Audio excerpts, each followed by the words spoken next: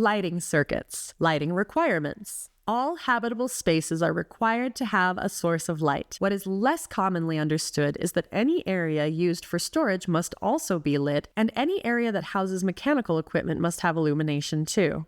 General requirements. All habitable storage and mechanical locations require light. However, some require a fixed wall or ceiling light, while others may have just a switched lighting circuit to control table lamps, etc. The inspector should also be aware of the concept of the lit path. A person should be able to walk into any home in the dark and be able to go from one room to the next in a lighted path, switching each light off behind as they leave a hall or room. This is for obvious safety reasons, and as home inspectors are normally inspecting homes in the daylight, checking for safe light is often forgotten. Fixed lighting. Many locations are required to have fixed luminaries or lights. These include kitchens, bathrooms, hallways, staircases, attics, storage spaces, and at exterior doors. Stairways. Stairways should be a special consideration for the home inspector, as any stairway with 6 or more risers should have 3-way switches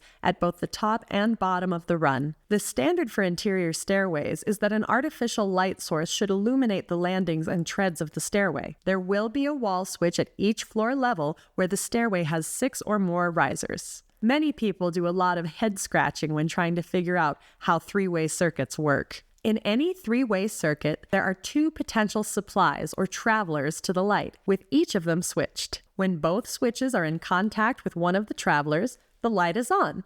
But when each switch is in contact with only one traveler, then the light is off. Switched receptacles. Switched receptacle circuits are allowed for all other locations: living rooms, dining rooms, studies, family rooms, bedrooms, and crawl spaces with mechanical equipment. Switch evaluation. All switches should be evaluated for missing cover plates, damaged cover plates, missing screws, loose installation, loose or worn out contacts, and any signs of arcing. Problem lighting. There are several potential problems with lighting to check for: bathroom, bathtub and shower areas, no parts of cord-connected luminaries, chain, cable, or cord-suspended luminaries, lighting track, pendants, or ceiling suspended or paddle fans shall be located within a zone measured 3 feet horizontally and 8 feet vertically from the top of the bathtub rim or shower stall threshold. Bathroom luminaries. Unless recessed and listed for a damp and or wet location,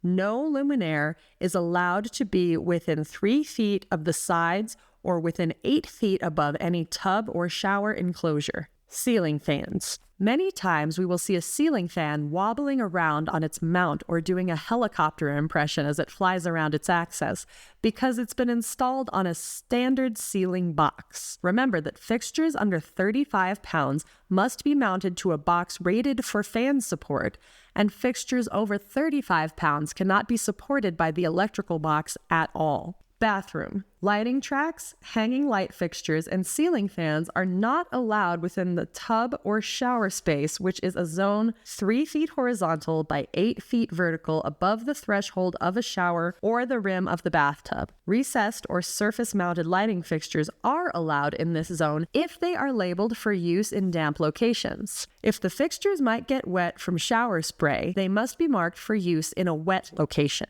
A switch must not be installed within a wet location in a tub or shower space unless it is installed as part of a listed tub or shower assembly. A surface-mounted switch located in a damp or wet location must be enclosed in a weatherproof enclosure. A flush-mounted switch in a damp or wet location must be equipped with a weatherproof cover. Cord-connected luminaries, chain, cable, or cord-suspended luminaries, lighting track, pendant, and ceiling-suspended or paddle fans must not have any parts located within the tub and shower zone, which is an area measured 3 feet horizontally and 8 feet vertically from the top of a bathtub rim or shower stall threshold. This area is all-encompassing. It includes the space directly over the tub or shower.